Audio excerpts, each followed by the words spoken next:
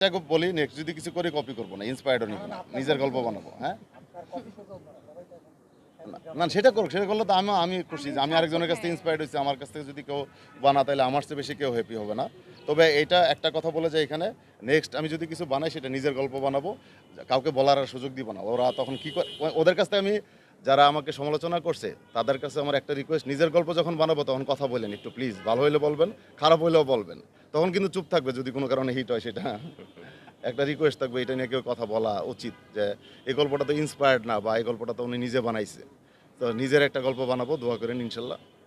আমার অনুভূতি আসলে কাজ করে না, মনে হচ্ছে এর প্রতিদিনই করি, আবার আরেকটা শুরু করবো, আবার শেষ, একই কথা বলবো, কেমন লাগে জানি। সিরিয়াসলি ধরো আমার তো আরেকটা শুরু করবো, আরেকটা কাজ শুরু করবো না, তো আবার একই অনুভূতি হবে, অনুভূতি তো আর চেঞ্জ হয় না। এটার চেয়ে বেটার করার চেষ্টা করব। আমি জানি না দর্শক কতটুকু অ্যাকসেপ্ট করে, চেষ্টা করে যেতে চাই।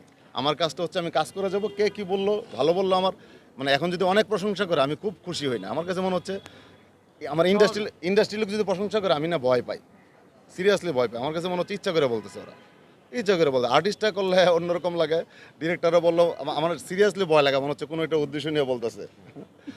মানে আমি হচ্ছে আসলে আই লাভ অডিয়েন্স রিয়াকশন। আমার সবচেয়ে বড় জিনিস যেটা, আমি প্রতিদিন ইউটিউবের কমেন্টস পড়ি, আমি ফেসবুকের কমেন্টস পড়ি না। ফেসবুকের কমেন্টস হচ্ছে বা থানার সামনে গেলাম, একটা থানায় মামলা করে দিয়ে গেলাম, এই টাইপের আর কি। ধরেন বাংলাদেশের ইতিহাসে একটা মেয়ে মানুষ, এই যে এখানে দুইজন অভিনেত্রী আছে, ওরা একটা ছবি পোস্ট করবে সুন্দর, এর নিচে বাজে কমেন্টস পড়ার মতো অভাব নাই দেশে।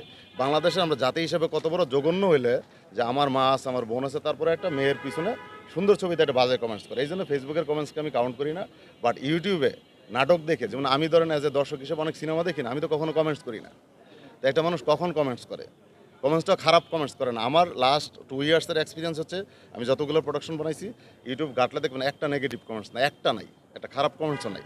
মানে এমন কমেন্টস লাগে যে কমেন্টসের দাম কোটি টাকার চেয়েও বেশি, ওইটা আমি এনজয় করি। ওখানে খারাপ যদিও থাকে ওইটার আমি সংশোধন করি, ওইটারে আমি ফলো করি যে আসলে মানুষ নাটকটা আসলে কাউন্ট করছে, নাটকটা পছন্দ করছে। তাহলে নাটক দেখছে 3 মিনিট দেখার পরে কমেন্টস করতেছে এই সিনটা ভালো, যে সিন সহ নাম্বার টাইম সহ দেয়।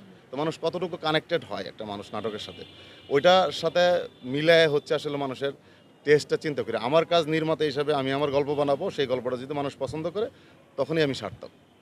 আর দর্শক যেটা পছন্দ করে সেটা আমি বানাইতে চাই না। দর্শক অনেক কিছুই পছন্দ করবে, আমি আমার পছন্দটা মানুষকে পছন্দ করানোটা হচ্ছে আমার কাজ।